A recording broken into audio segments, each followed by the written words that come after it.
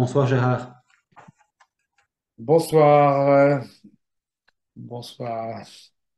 Alors un tout grand merci d'avoir accepté cet échange qui me tient très à cœur et j'en dirai quelques mots par la suite, mais c'est en fait un échange autour de ton livre qui est paru en 2019, Gérard Fesch, fils d'assassin, fils de saint, point d'interrogation. Euh, Jacques Fesch, en fait, est, je dirais, une figure bien connue du catholicisme.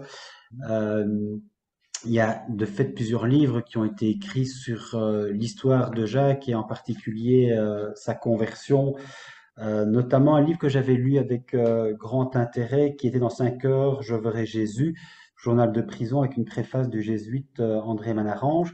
Il y a Oui, également d'autres livres qui ont repris journaux de prison de Jacques, notamment dans Lumière sur l'échafaud, suivi de Cellule 18.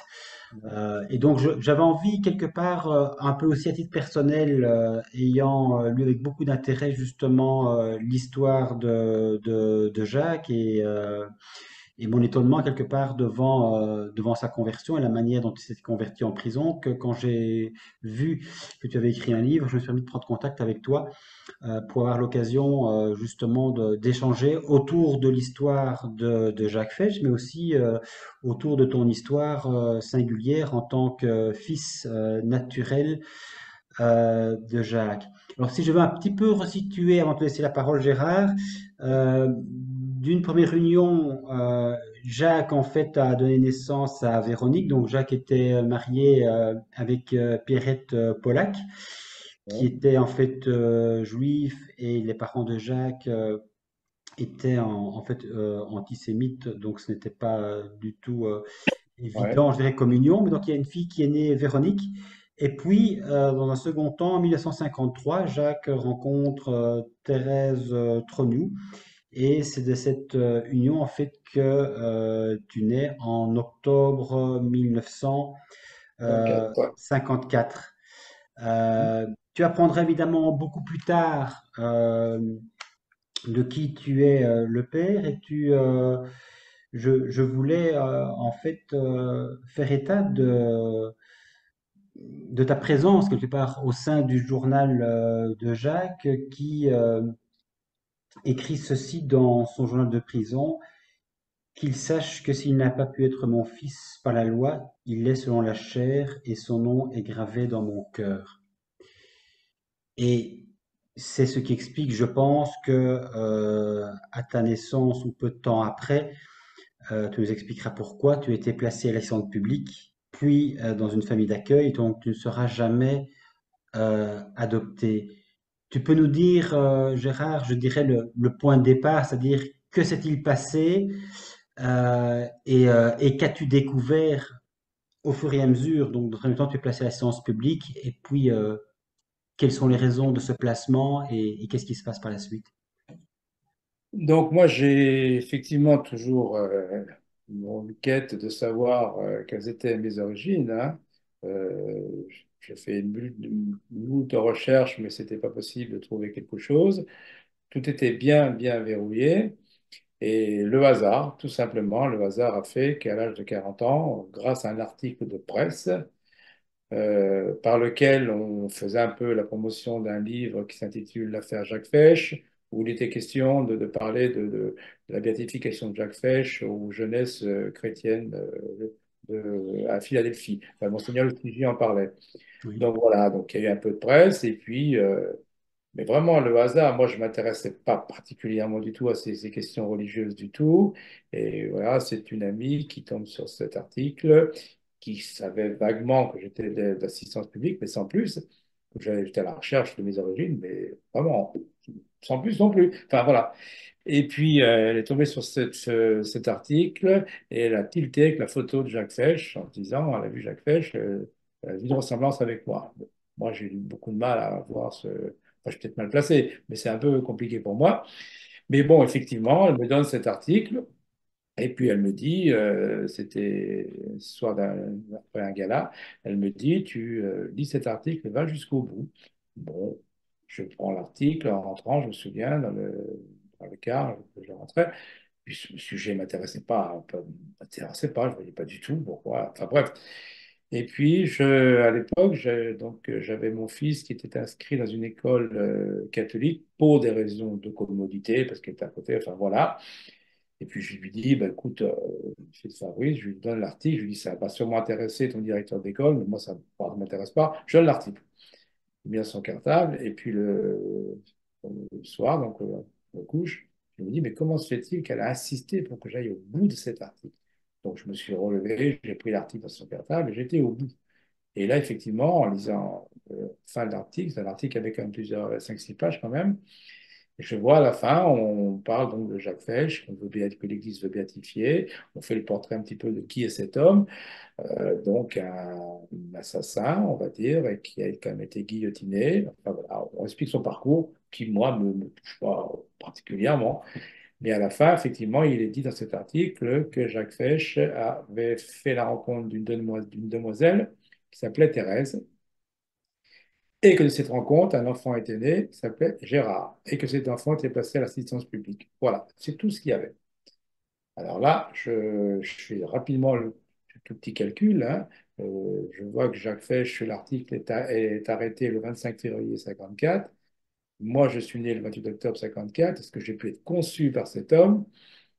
Il y a un battement de 15 jours, 3 semaines. Oui, c'est possible. Voilà. Alors là, je commence déjà à me faire des soucis. Et puis, l'autre élément qui m'inquiète un petit peu, c'est le prénom de cette dame Thérèse. Alors moi, je n'avais aucune information sur ma mère, mais vraiment aucune, puisqu'elle avait demandé, après, je suis un secret sur ma naissance, donc j'avais aucun élément. Mais j'ai le souvenir, ça va rester, j'avais une dizaine d'années, j'avais été convoqué dans le bureau de la directrice de l'ADAS, pour je ne sais plus trop quoi. Et puis à un moment donné, elle me dit, j'étais en face d'elle, dans son bureau, elle me dit, ben, je m'absente, j'en ai pour quelques secondes, quelque part, tu m'attends ici, tu ne bouges pas. Ok. Bon, puis ben, elle est partie, et moi, de son dossier qui était enfin, devant moi, je me lève, je regarde très vite, et simplement, je vois mon nom et je vois un prénom, Thérèse. C'est ce que j'ai simplement, voilà, enregistré. Et ça m'est resté, c'est tout. Et là, quand j'ai vu ça, après, je dis, oh là là, petit terrain, ça me dit, ça me parle. Voilà. Mais bon, je suis inquiet, mais en me disant, mais non, quand même, ça, je vois pas, je crois pas. Enfin, bon, bref. Et puis, donc, le lendemain, j'appelle le journaliste celui qui avait donc fait le papier, là, et je lui dis, voilà, sur cet article, je me pose des questions, est-ce que vous pouvez me répondre, est-ce que je pourrais être le fils de Jacques Fesch, etc. Et ce journaliste me dit, écoutez, moi je vais vous poser une question très simple. Voilà. Dites-moi, est-ce que vous vous êtes appelé au début de votre existence Trogneau avec un T? Ah, je lui dis oui, jusqu'à l'âge de 10 ans, je vais porter le nom de Trogneau. Et ensuite, on m'a dit en 1964 qu'il y avait une erreur d'écriture à l'état civil. On dit, tu t'appelles plus Trogneau, tu t'appelles Drogneau.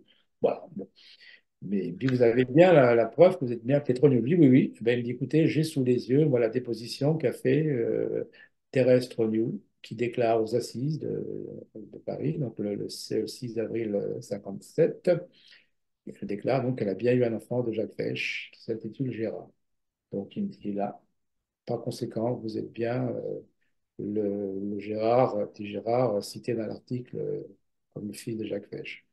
Et là, à partir de là, effectivement, je découvre comme ça, mais c'est pas évident du tout. Parce que moi, j'ai 40 ans quand je découvre ça, et je tombe sur une image déjà de mon père qui a 27 ans, qui est déjà plus jeune que moi. C'est que il y a un décalage. Et après, bon, tout de suite dans l'article, on présente la photo de ses parents, de son père, la photo de sa femme, etc. Voilà, je prends tout ça immédiatement.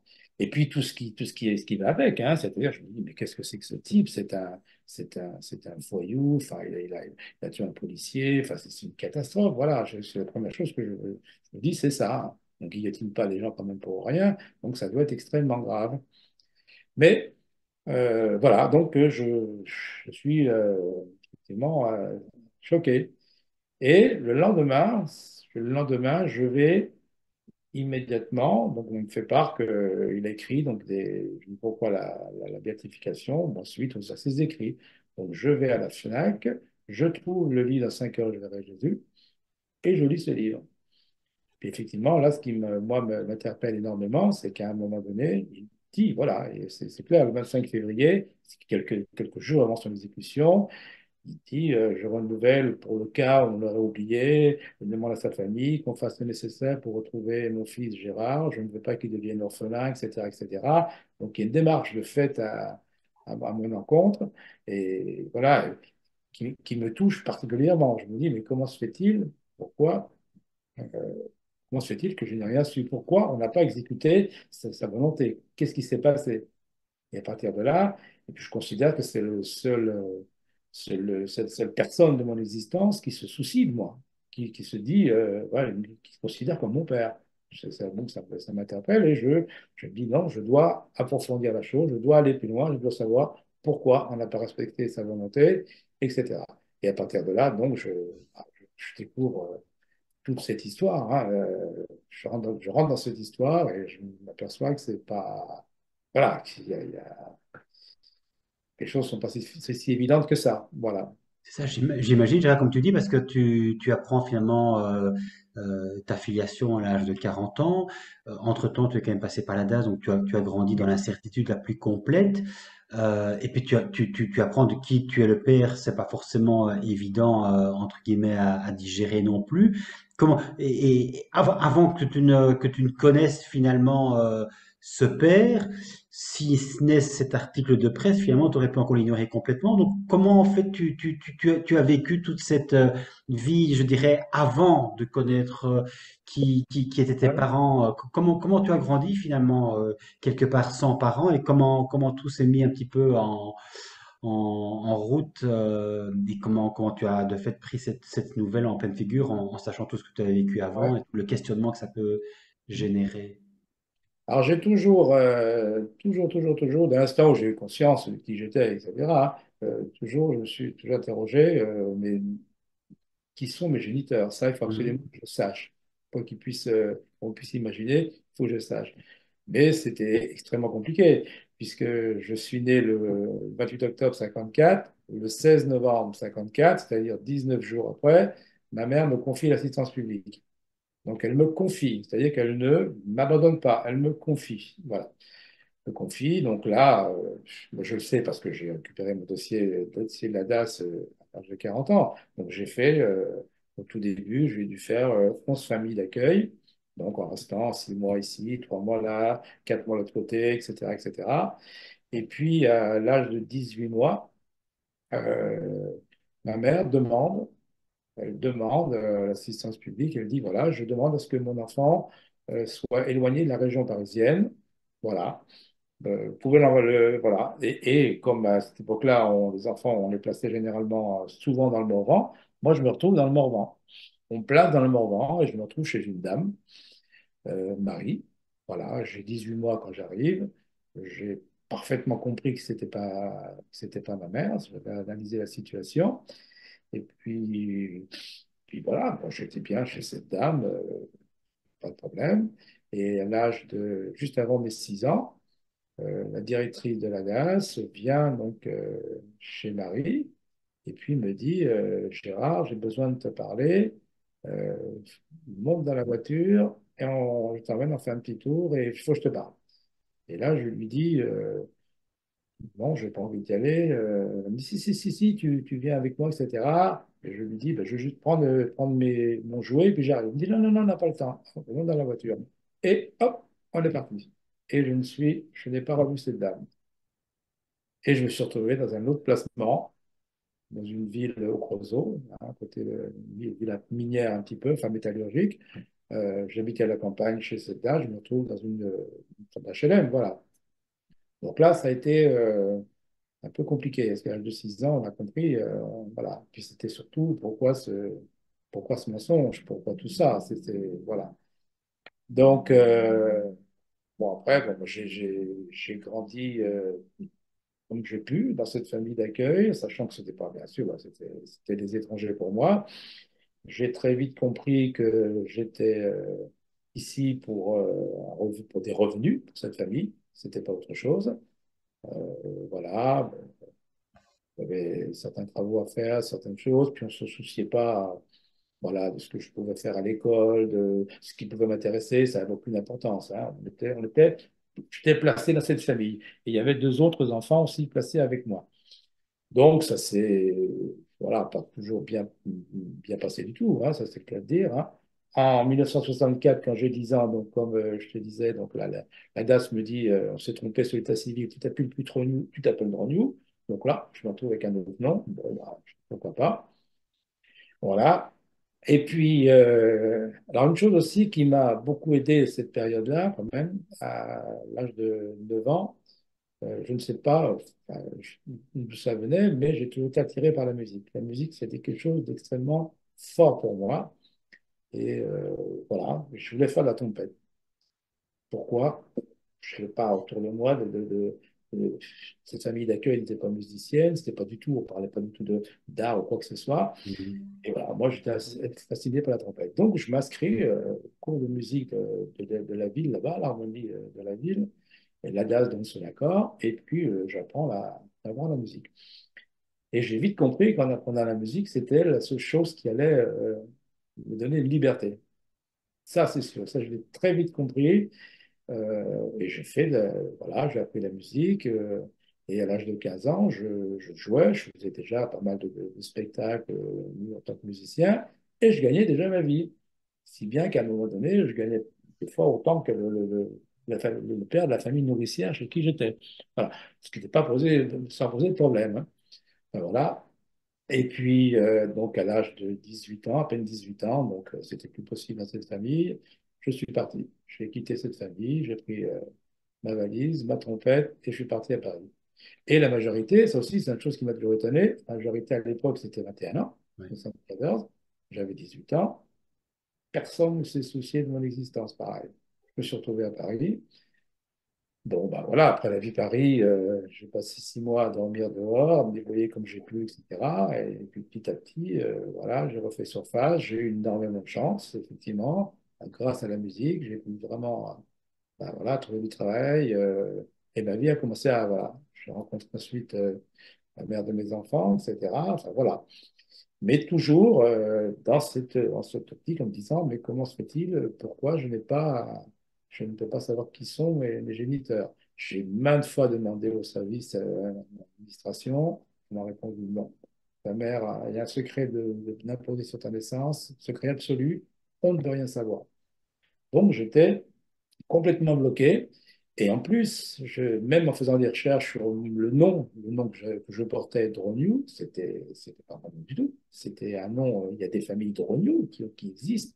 J'ai été souvent interpellé des gens des familles Drognew en leur disant, je me souviens d'une dame en Bretagne qui s'appelait Thérèse Drognew, qui avait plusieurs enfants. Je me suis dit, mais c'est elle, mais c'est sûr, c'est elle, Thérèse Drognew. Donc je m'appelle, je l'interpelle, etc. Et cette brave dame me dit, écoutez, monsieur, j'ai 8 enfants. Si j'en avais eu un neuvième, je le saurais. Et si vous étiez celui-ci, bien sûr, je vous prendrais dans mes bras. Mais malheureusement, vous n'êtes pas celui-ci. Donc voilà, c'était compliqué, verrouillé vraiment, je ne pouvais pas trouver les trucs. Et voilà, donc à l'âge de 40 ans, encore pareil, grâce un peu à la musique quand même, bah, hein, qui m'a beaucoup aidé à ce niveau-là, je découvre donc bah, qui est mon père, tout simplement Jacques Pech.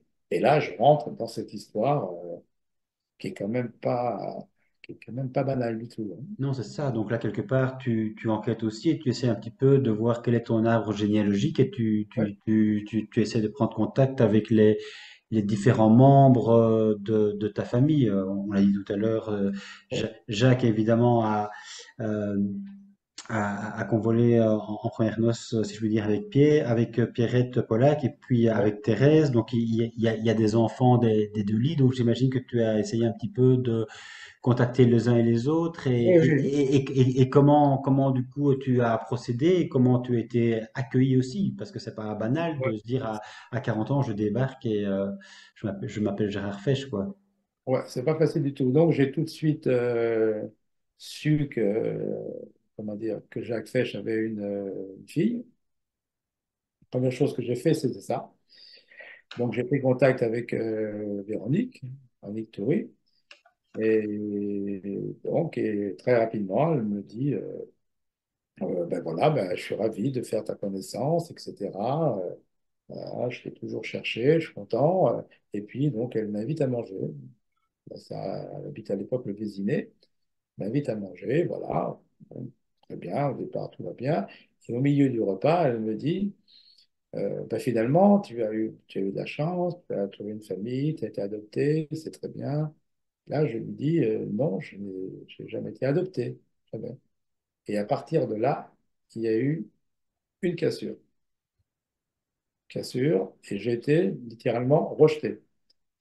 C'est-à-dire que les jours qui suivent, elle fait paraître un article dans l'Express en niant tout lien de filiation entre son père et moi. Et sa mère, donc l'épouse de Jacques Fesch, Pierrette Fesch, me prend, c'est pas la première fois que je la vois, à part, elle me dit, tu sais, Gérard, il faut que tu saches, tu n'es pas le fils de Jacques Fesch, mais tu es le fils d'un ami de Jacques Fesch, etc. Moi, voilà, tout d'un coup, je me retrouve avec il me dit, c'est plus mon père. Alors, je sais ça, parce que voilà, je me dis, bon, c'est pas grave, si Jacques Fesch n'est pas mon père, si c'est notre monsieur mon père, ben, je veux savoir qui est mon père, c'est tout. Voilà. Et je vais voir ce monsieur qui tombe du ciel, qui dit, mais qu'est-ce qui lui touche sur la tête? Et puis, bon, après, je me rends bien compte voilà, c'est bon, c'est pas lui mon père du tout. Et puis, un souci, mais mon histoire, elle est compliquée, là, quand même, parce qu'après, ce qu'il faut quand même savoir aussi, je rentre dans un truc qui est complexe, parce que cette demi-sœur Véronique, j'apprends qu'elle est mariée avec son cousin Germain. C'est-à-dire que Jacques Fesch a deux sœurs, une de ses sœurs a un fils. Ce fils épouse Véronique, la fille de Jacques Fesch. Donc il y a déjà un mariage, déjà là. Voilà. Et puis bon, j'apprends tout ça, etc. Mais cette personne est atteinte, elle est décédée aujourd'hui, hein. Oui. Cette personne est atteinte d'une maladie génétique grave, syndrome de Steiner, c'est atrophie des muscles. La première chose qu'on me demande, quand je découvre cette histoire, la première chose qu'on me demande, on me dit, il faut absolument aller voir un généticien, savoir si je suis porteur de ce gène, comme j'ai une fille, bah, ça peut se transmettre à ma fille. Donc, je vais voir un généticien qui fait le test, etc., qui me dit non, vous n'êtes pas porteur de ce gène. Et j'essaie de savoir un peu plus. Il me dit des deux choses l'une. Soit vous n'êtes pas la fille de Jacques Fesch, ou vous n'êtes pas la fille de Jacques Fesch. Déjà, alors là, je me trouve déjà dans une situation un petit peu complexe. Et je me dis, bon, bah non, de toute façon, je ne dois pas être la fille de Jacques Fesch, à mon avis. Enfin, voilà, comme ça. Mais rapidement, donc la sœur de Jacques Fesch, la sœur aînée de Jacques Fesch, celle dont le fils a épousé Véronique, me dit, voilà, je me contacte, je la vois, etc. Elle me dit, tu sais, je me pose beaucoup de questions depuis très longtemps sur la paternité de Véronique. Véronique qui est sa nièce aussi, et puis sa belle-fille en même temps. Voilà, donc je vais te demander de faire un test de paternité, savoir si tu es vraiment le fils de mon frère. Et on va faire ce test de paternité, test génétique, et il s'avère que je suis bien à 99,99 dans la formule. Mhm. Le, elle est bien ma tante, elle. Donc si elle est bien ma tante, je suis bien le fils de Jacques. Et voilà, donc elle demande à Véronique de se prêter à ce fameux test de paternité. Et elle lui dit, si tu refuses, j'en conclurai que tu n'es pas la fille de mon frère. Et elle refusera. Voilà, donc je me trouve dans cette situation-là. Alors après, bon, j'ai découvert cette histoire un petit peu, tout ça, et de ça, et c'est tout un honneur de Jacques Fesch. Il était au courant de ce qui s'était passé, qu'en fait, c'était pas. C'est ce qui a un petit peu déclenché aussi en partie sa fameuse révélation en mars 1955, hein, qu'elle n'était pas sa fille. Mais bon, elle n'en a jamais parlé. Mhm. L'accepter comme tel. C'est ça, cette grandeur de dire, voilà. Après, bon, là-dessus, j'avais déjà du mal à défendre, moi, faire valoir en tant que fils de Jacques Fesch. Bon, le but n'était pas d'aller, comment dire, contrer la paternité de Véronique, c'était pas mon propos, voilà, c'était comme ça, hein, voilà. Oui, c'est ça. D'autant plus quelque part que ça semblait acquis puisque Oui, Jacques Pech, dans son journal, parle à plusieurs reprises de Véronique oui, comme étant sa fille. voilà. et il faudrait en Voilà, il l'a compter considéré comme aussi. sa fille, à Voilà, partir de c'est là, voilà, ça. monsieur Pété, voilà. Mais c'est encore une fois tout ce, voilà, ce terrible mensonge de la part de sa femme, de Pierre Pêche, hein. Voilà. Donc c'est compliqué, ça a été compliqué pour moi. Donc voilà, puis il y a eu, après, bon, je découvre que dans les écrits de Jacques Pêche, il y a eu beaucoup de choses aussi qui ont été enlevées, hein, qu'on n'a pas voulu publier parce que ça peut. Voilà, bon, enfin, Oui, ouais. il y a une partie, j'imagine, qui était un petit peu expurgée Oui. pour rendre les choses plus conventionnelles peut-être ou plus correctes. Voilà. Et après, moi, ce qui m'a vraiment interpellé, c'est que bon, je fais abstraction de tout ça, bon, c'était pas, mais c'était bon, le cheminement de cet homme, de Jacques Fesch, qui il était, pourquoi, ce qui s'est passé. Voilà, je me rends compte que c'était pas du tout un voyou. Voilà, il n'avait jamais eu de condamnation. C'était un mal de vie. C'était une bêtise d'adolescent, tout simplement, n'importe quoi. Il n'avait jamais navigué de sa vie, il va acheter un voilier Ouais, pour dans les îles. Enfin, c'est un petit peu n'importe quoi. Ça tient pas. C'est une fuite en avant. Et il l'écrira aussi. Il dira, voilà, je n'étais pas bien dans ma vie. Il fallait que ça. Ma femme, je ne l'aimais pas. Ça se passait très mal. Donc voilà, c'est une fuite. Il voulait partir, tout simplement. Et puis comme il avait demandé de l'argent à son père, son père lui a dit, je veux bien t'offrir une usine si tu vas à Tahiti là-bas, mais c'est hors de question que je te donne de l'argent pour te faire construire un voilier. C'est même pas la peine. Donc voilà, bah, lui, c'est tout simplement dit, je vais faire un hold-up. Et puis bon, il est parti faire ce hold-up et c'était n'importe quoi. C'était du coup n'importe quoi. oui, c'est parce qu'à la base, je pense il avait un boulot qui lui avait été proposé Oui. par son beau-père, donc il avait un travail, puis je pense il a mis un peu la main dans la caisse, et puis à un moment donné, il a été éjecté, Oui, et puis il y a eu toute une voilà. série Il y avait d'événements ça, qui. puis il y a, comme tu disais aussi tout à l'heure, il y a aussi l'antisémitisme quand même. Voilà ce que sa mère lui écrit en lui Oui, disant, elle lui dit carrément, tire-toi les pas de ces sales juifs, ne reste pas là-bas. C'était ça hein, quand même, hein. Donc elle lui a dit, bon, comme il travaillait chez son beau-père, etc. Voilà, elle lui a dit, sa mère lui a dit, je te donne de l'argent, reviens vivre avec moi et tu vas monter une société, etc., etc. C'est ce qu'il a fait. Il est revenu vivre avec sa mère. Il a acheté une cabine, une belle voiture. C'est tout ce qu'il a fait. oui. Il a rien fait d'autre du tout. Tu as eu l'occasion, Gérard, à un moment donné, d'une façon ou d'une autre, d'avoir des nouvelles, des contacts, de comprendre un petit peu le pourquoi de ton abandon de la part de Thérèse Trognou. Tu as été mis assez en public, mais ça aurait pu se passer Alors, différemment. Donc, tu as réussi à comprendre, en fait, le pourquoi de cette situation.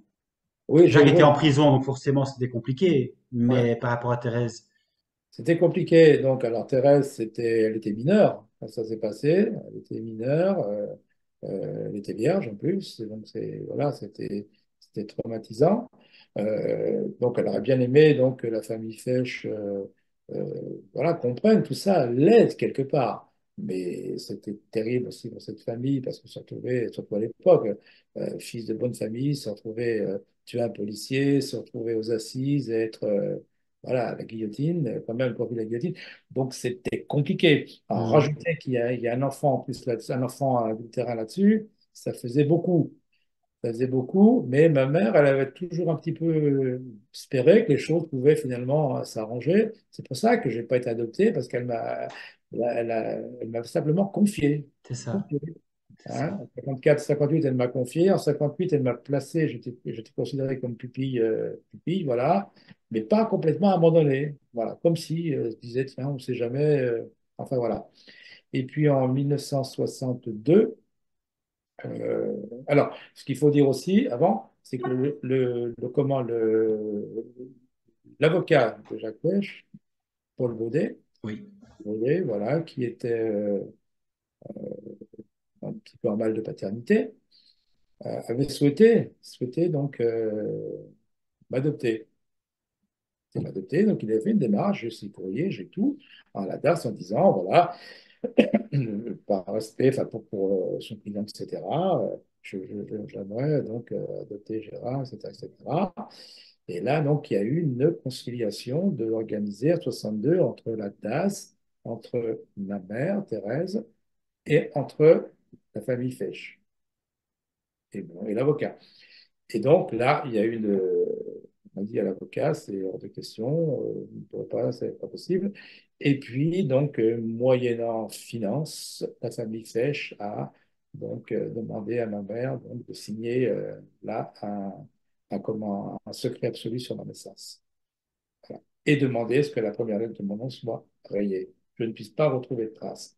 Donc là, au moment où elle a signé, elle, comment dire, ce secret, c'est fini. Elle a fermé toutes les portes, c'était terminé. Voilà. Donc, elle a pris l'argent de la famille Fetch, hein, voilà, elle s'est acheté un appartement à Paris, etc., etc. Hmm. Un petit peu, voilà en gros la situation. Voilà.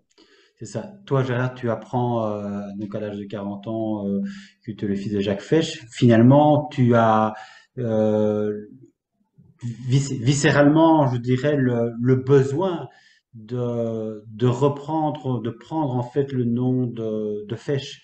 Et donc, tu vas introduire une première procédure judiciaire. Tu peux un peu expliquer les circonstances et finalement ce qui te motive à la base pour introduire cette action. Ouais. Alors déjà, le fait effectivement, je découvre dans ses écrits que la seule personne qui se soucie de mon existence, c'est Jacques Fesch, je suis déjà touché par ça.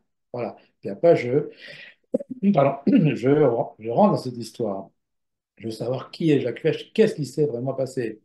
Et là, je m'aperçois que bah, c'est pas le procès de Jacques Fesch, c'est un petit peu, c'est qu'à dire, c'est un petit peu n'importe quoi. C'est un petit peu n'importe quoi. Euh, pour te donner un exemple, à un moment donné,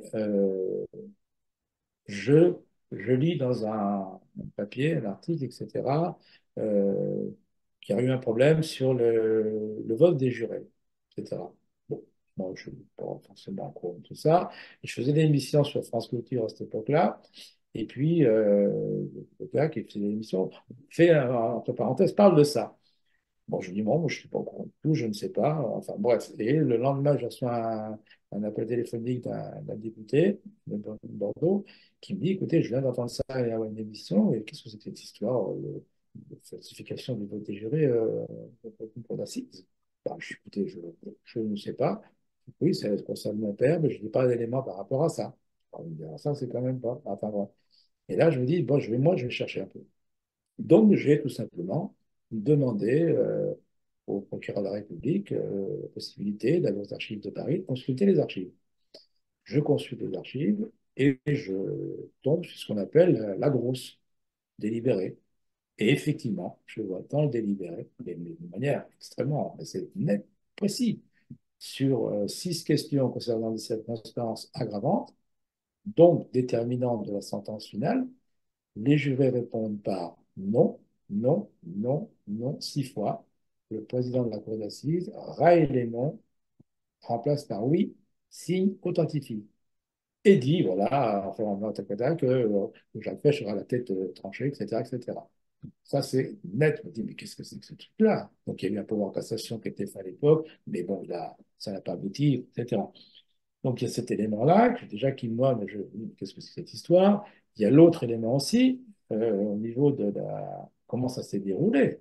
Comment ça s'est déroulé, ce qu'on ne dit pas, ce qu'on n'a jamais dit au procès aussi, c'est que Jacques Fesch, donc, assomme le changeur, etc., se blesse à la main, et finalement, il s'en va, et il est poursuivi par donc, ils sont là-bas le soir dans les rues, et puis ils se cachent dans un porche d'immeuble, il se cache, il monte au 6e étage, il attend que tout se calme, et il redescend. Il redescend tranquillement, il va se partir sur le boulevard pour partir, et à ce moment-là, au moment où il va pour ouvrir la porte, devant la porte, il y a un attroupement, dont un policier. Et le procès de Jacques Fesch dit tout simplement que bah, Jacques Fesch, le policier, parce qu'il lui dit, Jacques Fesch tire, pan, tire et tue à balle policier, tout simplement, balle en plein cœur. Sauf que c'est pas comme ça que ça se passe quand même. Pas comme ça que ça se passe, puisque le policier tire à plusieurs reprises sur Jacques Fesch avant que Jacques Fesch ne tire. Et ça, il y a un rapport de la balistique, il y a des photos, les choses sont extrêmement précises. Et ce n'est jamais abordé au procès. Oui, Jamais. et puis je pense aussi avoir lu que Jacques, dans sa course, en fait, avait perdu ses lunettes puisqu'il était myope Oui, et en qu'il avait plus, tiré à travers son imperméable en se retournant donc au jugé et il se fait c'est ça. qu'il a tiré en plein cœur et que le policier, Ah, c'est ça. effectivement, du coup, est décédé. Et tu parles aussi dans le livre je pense, d'un repas la veille du procès Oui, d'assises c'est ça, oui. entre le président Et et l'avocat de la famille du policier. ça aussi, c'est quand même assez extraordinaire. Donc, ce fameux dîner de tête, etc., on est quand même dans une cour d'assises. La veille du verdict, il y a quand même le président de la cour d'assises qui dîne avec l'avocat général qui est Maître Floriot. Quand même, il dîne, c'est pas possible, ça s'est jamais vu. Et après, on cherche. Moi, j'ai cherché, j'ai un petit peu essayé de voir un petit peu. Donc, ça, c'est véridique, effectivement, ce qu'ils appellent le dîner de tête, ça, c'est véridique. Mais le rapprochement entre le président de la cour d'assises et l'avocat général, Maître Floriot, moi, j'ai retrouvé les documents. En fait, à l'époque, il ne faut pas non plus oublier, c'est que Maître Floriot défendait le fils du président de la cour d'assises pour des histoires de drogue, de port d'armes, etc. Il a été condamné, son fils, par le tribunal de Mâcon, etc. Donc, ça ne tient pas la route. Qu'est-ce que c'est que ce truc-ça? Donc, il y a tout ça qui rentre. Voilà. Et puis, bon, Jacques Fesch avait parfaitement compris tout ça. Il savait tout ça. Il avait compris qu'il servait d'exemple. Il avait compris aussi, donc on est en février 54, donc il y a ce fameux appel de l'abbé Pierre, quand même, cette fille qui est retrouvée morte de faim et de froid. Voilà, l'hiver 54, et le contexte n'est pas bon. Lui, c'est un fils de bonne famille, et puis voilà, pour se payer un loyer, il tue un policier. Donc voilà, il avait compris qui servait d'exemple. Il y a ça, il y a aussi donc le 10 avril 57, donc il y a la reine Elisabeth avec le duc d'Édimbourg qui venait donc à Paris, et les syndicats de police avaient dit si on n'a pas la tête de Jacques Fesch, on boycotte notre but de la reine. Ça, c'est ça. Donc Jacques Fesch avait compris tout ça, il avait compris qu'il servait d'exemple et il l'a accepté. Et C'est ça. c'est ça, c'est ce parcours qui est fascinant, qui est Oui, oui, extraordinaire. et l'avocat qui a l'habitude de faire du droit pénal, le maître Baudet, dirait qu'il a rarement vu ou même jamais vu un, un, un inculpé qui finalement ne cache rien, mais dit les choses telles qu'elles se sont déroulées. C'est vrai qu'en général, dans une cour d'assises, on cherche à sauver sa peau et pas forcément à dire tout ce qui s'est passé, la manière dont les choses se sont concrètement Exactement. déroulées. Donc il y avait visiblement une sorte de transparence et de volonté de prendre entre guillemets à sa charge ce qui effectivement lui incombait de la manière dont les événements s'étaient C'est ça. déroulés. Et donc toi en fait Gérard tu comprends, tu enquêtes entre guillemets sur la personnalité de Jacques et à un moment donné tu te dis donc tu entames cette procédure judiciaire pour que tu puisses porter son nom. Voilà, parce qu'en fait, ce que je vois aussi assez rapidement, c'est que je sais que Jacques Fesch m'a laissé un document, me laisse un document. Et alors, bon, faut déjà récupérer ce document. Alors, je finis excuse-moi, fini par rencontrer donc Maître Baudet est décédé en 1972. Donc à l'époque il n'existe plus. Mais Maître Baudet, donc comme je le disais, qui était en mal de paternité, il avait légitimé deux prisonniers. Enfin donc voilà. Voilà, qui est considéré comme ses fils. Hein. Voilà, c'était ses fils, il portait son nom, etc. Et donc moi j'en ai rencontré un qui m'a dit, moi j'ai gardé le dossier de mon père, etc. Effectivement, j'ai une lettre que Jacques Fesch a remis à mon père en espérant qu'un jour on puisse te retrouver et te donner cette lettre. Et cette lettre, c'est une lettre de reconnaissance par laquelle il m'écrit, il me demande à ce que je sois reconnu comme tel, comme le fils, comme son fils. Voilà. Et donc j'ai pu récupérer ce document. Et grâce à ce document, ça m'a permis, bon, un peu déjà de faire une démarche en paternité, malgré le fait que j'avais pu, c'était pas autorisé, puisqu'il y a un délai préfixe, je crois que c'est 2 ans après la majorité. Donc moi, je ne pouvais pas. Mais on a fait ça sous la possession d'État. Possession d'État, Ah oui, c'est-à-dire, voilà, en accumulant pas mal de faits prouvant que j'étais bien le fils de Jacques Fesch. Voilà. Donc moi, je tenais absolument à récupérer, à porter son nom, comme il le souhaitait. Il le souhaitait. Voilà, donc c'était un devoir pour moi de faire cette démarche de porter son nom. Donc ça a été compliqué, mais bon, j'ai mis du temps, j'ai mis 14 ans à peu près pour faire ça, en passant toutes les étapes, hein, toutes les possibles. et j'ai réussi donc à porter son nom. Donc, effectivement, en 2008, voilà, j'ai changé de patronyme. Mes enfants aussi ont changé de patronyme. Donc, j'ai pu faire respecter donc les volontés de Jacques Fesch. Oui, la Donc, volonté de Jacques Fesch qui était aussi, je pense, plus que simplement ses volontés, mais pour toi, c'était quelque chose d'extrêmement aussi important, j'imagine, en tant que fils, d'avoir une identité, savoir qui est son père oui, et porter son nom, c'est pas banal quand même. exactement. Oui, oui, moi je devais, voilà, ce nom d'emprunt que j'avais ne correspondait à rien, je me devais voilà, puis déjà de faire respecter ses volontés, là, tout Mhm. simplement. Et moi je ne suis pas responsable de ce qu'il a, voilà, de ce qui s'est passé, hein.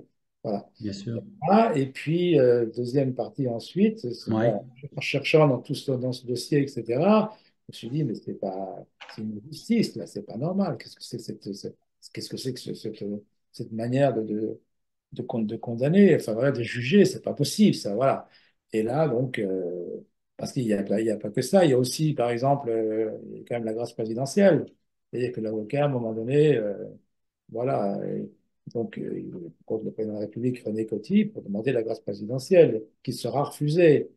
Et le président Coty, qui écrit quand même quelques temps après, enfin, qui répond à l'avocat en disant qu'il aurait bien voulu gracier son client, enfin Jacques Fesch, mais s'il le fait, il met en danger l'État français, enfin les agents de police, etc., et qu'il lui demande donc de donner sa tête pour l'État, pour la paix de l'État. Il l'écrit et il lui dit, dites bien à votre client qu'il a tout mon respect pour l'homme qu'il est devenu. C'est quand même pas banal, ça. Non, effectivement, ça se trouve dans ton livre. J'ai vu ça effectivement que c'est un peu pour l'exemple finalement, pour un petit peu apaiser Bon.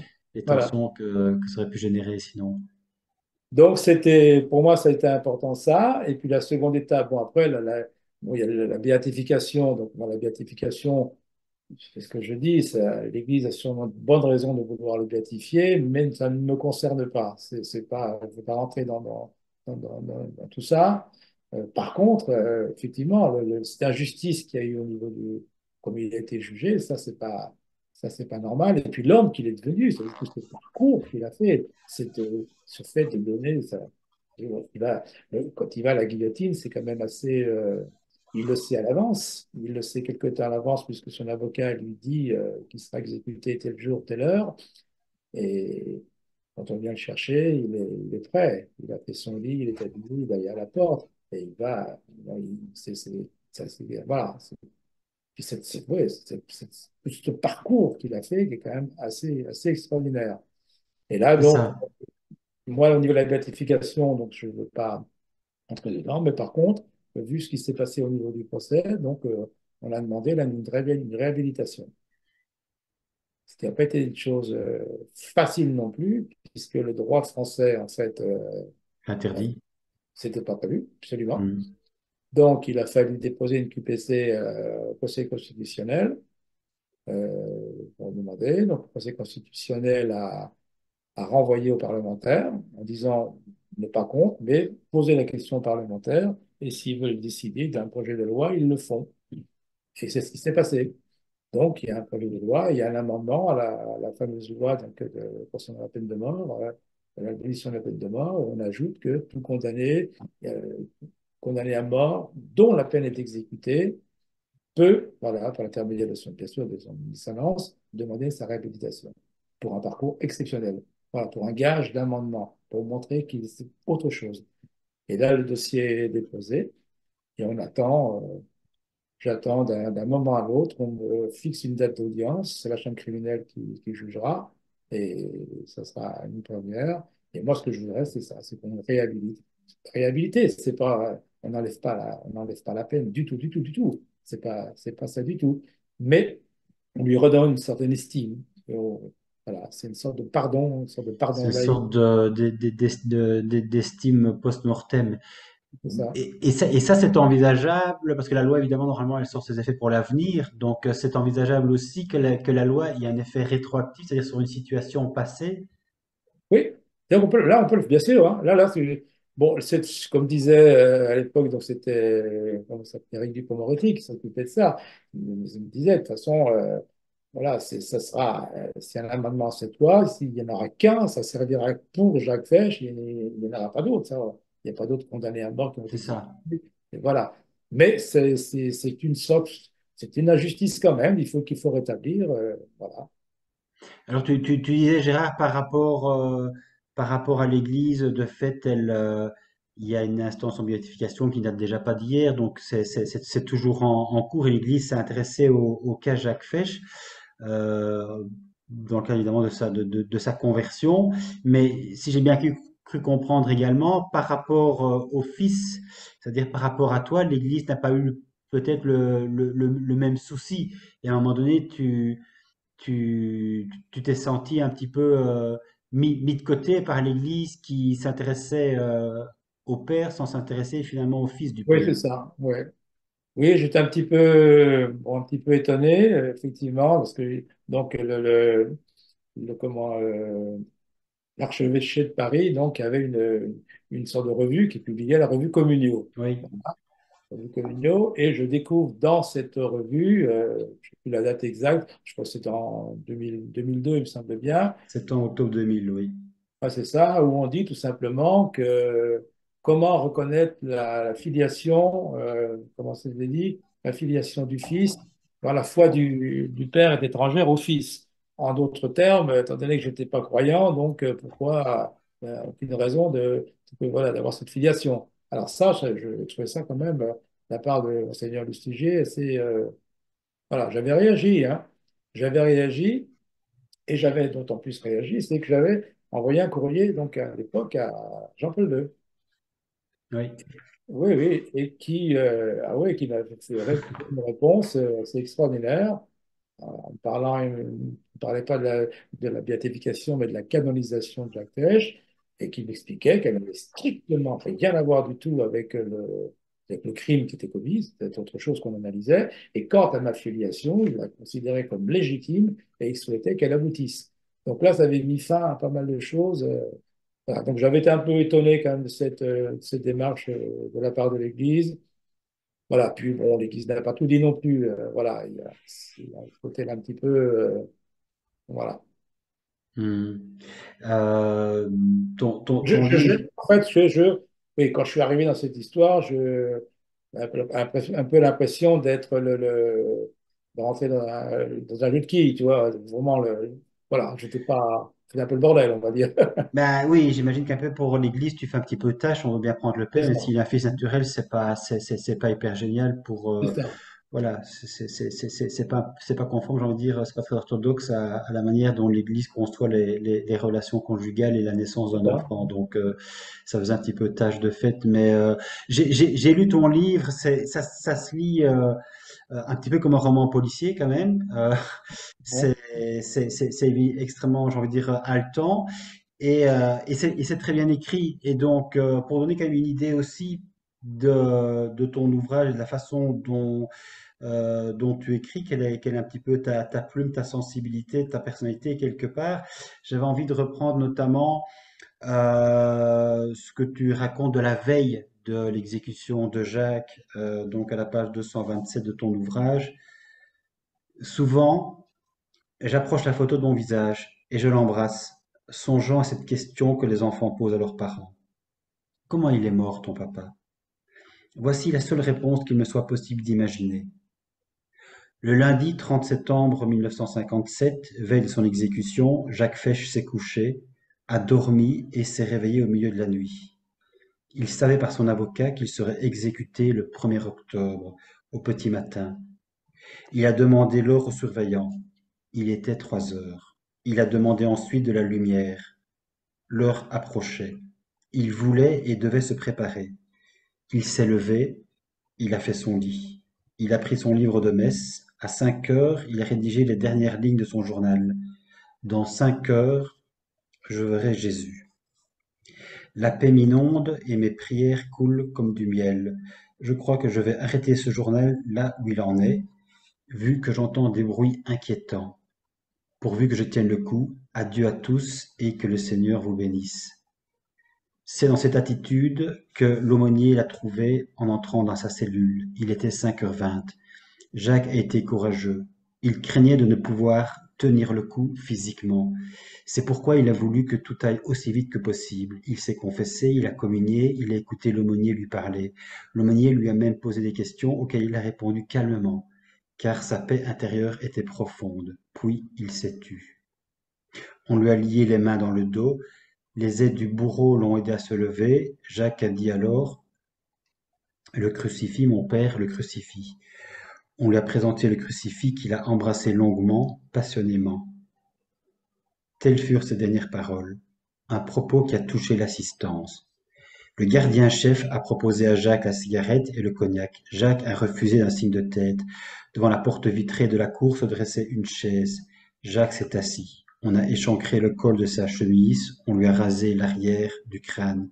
On l'a ligoté en tirant sur ses liens et on l'a redressé d'un coup sec. À 5h29, sa tête est tombée. Les témoins n'étaient pas habitués à des scènes aussi dignes. Jacques venait d'offrir sa vie pour la conversion de son père, pour tout ce qu'il aimait pour sa victime. Il n'a pas exprimé la moindre rancune, son attitude était sereine, exempte d'amertume. Il est mort en nous laissant son nom, car c'est ainsi que s'imprime la trace des hommes dans l'éternité. Ceci évidemment pour retracer les derniers moments cruciaux et la manière dont, de fait, Jacques a vécu avec grande sérénité ce moment pas du tout évident. Et donc c'est vrai que, voilà, je le disais, je trouve que ce livre est extrêmement bien écrit et puis touchant, d'autant plus pour ceux qui connaissent déjà par ailleurs l'histoire de Jacques Fesch à travers évidemment la propre écriture de Jacques à partir de ses propres journaux. Mhm. Moi, ce qui me m'interpelle aussi dans toute cette histoire, je m'aperçois que c'est pas que mon histoire. Bon, c'est mon histoire, oui, voilà, c'est sûr, c'est la mienne, mais c'est euh, presque quotidiennement, moi, j'ai des témoignages de gens. Ça, c'est quelque chose qui m'interpelle de partout, que ce soit du Brésil, de Pologne, de n'importe où. Des gens qui m'écrivent en me disant que la vie de Jacques Fesch, la présence de Jacques Fesch les aide énormément. C'est quelque chose qui est très fort. Alors, bon, je ne suis pas quelqu'un de croyant du tout, Mhm. mais j'essaie de, comment dire, de répondre à ces gens-là. Je comprends qu'ils soient touchés par ce cheminement. Ça, c'est quelque chose qui m'interpelle, ça. Cette démarche, C'est ces gens qui ça. sont touchés. Ah ouais, c'est ça. Ouais. C'est même difficile. Des fois, je me dis comment répondre, comment. On me demande, par exemple, régulièrement si j'ai des reliques, oui, des reliques de Jacques Fesch. Mhm. Ah, c'est impressionnant, hein. Ouais. Et c'est Impressionnant. vrai que Jacques, lui, a été guillotiné en avril 1957. En octobre 57, le 1er Oui, octobre. oui, en octobre 57, oui, c'est ça. Le 1er octobre 57, qui correspond pour les catholiques aussi à un jour très particulier, c'est la fête de Sainte-Thérèse de Lisieux. Oui. Euh, et la Là, dernière alors, personne. juste un aparté comme ça, c'est ça aussi, il y a plein de petites choses intéressantes dans toute cette histoire. C'est que Jacques Fesch, quelque temps avant, quand il savait qu'il allait être exécuté, il avait écrit, j'aimerais bien être exécuté le jour de la fête de Sainte-Thérèse de Lisieux, donc le 3 octobre. Voilà, c'était ça. Il aimait bien, et, mais il n'a pas eu de chance, enfin, pas de chance, il est exécuté le 1er octobre. D'accord? Mais ce qu'il n'a pas su, c'est que selon on a ramené la fête de Saint-Thérèse de Lisieux au 1er octobre. Donc son vœu a été finalement exaucé. Hmm. Voilà, ça c'est. Ouais. 1957, octobre 57, tu le rappelais, effectivement, et la peine de mort a été abolie en France en 1981 sous François Mitterrand. Et la dernière personne à avoir subi finalement ce châtiment extrême, c'était le 10 septembre 1977, ai-je lu. Donc c'est vrai que quelques années après, finalement, il y a eu un changement concernant la manière dont était vue quelque part la vie d'un être humain, quels que soient les crimes commis. Cette peine de mort, évidemment, cette abolition plus exactement, avait été défendue par Robin D'accord. Badinter, un grand avocat. Donc, c'est évidemment une vie, je dirais, très, très singulière que celle de Jacques. Et puis, ton histoire, évidemment, à toi qui s'inscrit dans cette trame, finalement, au jour d'aujourd'hui, toi, tu as le sentiment d'avoir retrouvé ton identité, d'être finalement en paix avec ton passé, ton présent et ton avenir. Oui, complètement. Bouclé, bouclé. La boucle est Tu as, bouclée. Ouais, tu as pu reprendre ton passé et l'intégrer à ton présent. c'est ça. Puis voilà, quel que soit l'acte qu'il ait commis, c'est mon père. Je le considère il a un parcours extraordinaire, fabuleux. Voilà. Je comprends que l'Église veuille, voilà, faire des biens pour l'Église, ça fait des comprends. Alors, Gérard, dans les lettres que Jacques Fesch nous a laissées, il est question très souvent, je l'ai dit, de toi. Et donc, j'ai commencé par un extrait d'une de ces lettres où Jacques parle de toi. Et dans ton livre, j'ai envie de dire quelque part, tu lui rends un petit peu l'appareil, puisque c'est finalement à ton père que tu dédies ce livre. J'avais envie du coup, pour terminer ici, de lire cette belle lettre que tu as écrite, Lettre à mon père. C'est bien pour toi? Oui, très bien. Oui, oui, oui. Dans le temps qui abandonne, mon enfance a passé, puis l'adolescence a tout bousculé, m'adossant à mon mur de silence. Devenu un homme, j'ai arpégé mon chagrin dans le vide. Je t'ai retrouvé à l'âge mûr, sans même t'avoir cherché. À l'été finissant de ma vie, tu m'accompagnes. Je voudrais pouvoir te décrire, évoquer tes cheveux, l'éclat de ton regard et de ton sourire, le timbre de ta voix. Je voudrais ressentir ta présence, te toucher, m'asseoir auprès de toi, t'écouter. J'aurais tellement aimé grandir à tes côtés, apprendre de toi, rire, mais tu n'es plus. Tu as quitté ce monde. Tu es devenu une image céleste, fenêtre dans le ciel. J'ai si souvent souhaité voler vers les étoiles. C'est ainsi que tu figures dans ma mémoire, même si parfois, dans le silence d'une église, il m'arrive de ressentir ta présence. J'aimerais croire que tu me vois aussi de là-haut. Si c'est le cas, tu sais combien je me suis battu pour devenir ton fils. S'il advient que ma voix te parvienne, sache que je voudrais te rendre la vie, cette vie qui t'a glissé un jour à l'aube de tes mains. Ces mains que je n'ai jamais tenues dans les miennes, auxquelles je ne me suis pas cramponné et qui me manqueront jusqu'à ma dernière heure. J'aurais tant à te dire. Le vent de tous les temps n'a effacé aucun de mes pas, et je porte enfin ton nom après en avoir tant rêvé, comme rêvent les enfants, comme vivent les enfants. Voilà Gérard, un tout grand merci pour cet échange. Et je te souhaite évidemment une bonne continuation et que cette procédure en réhabilitation puisse du coup aboutir. Ouais, je souhaite. Merci beaucoup. Merci à toi. Voilà. Merci. Au revoir. À revoir.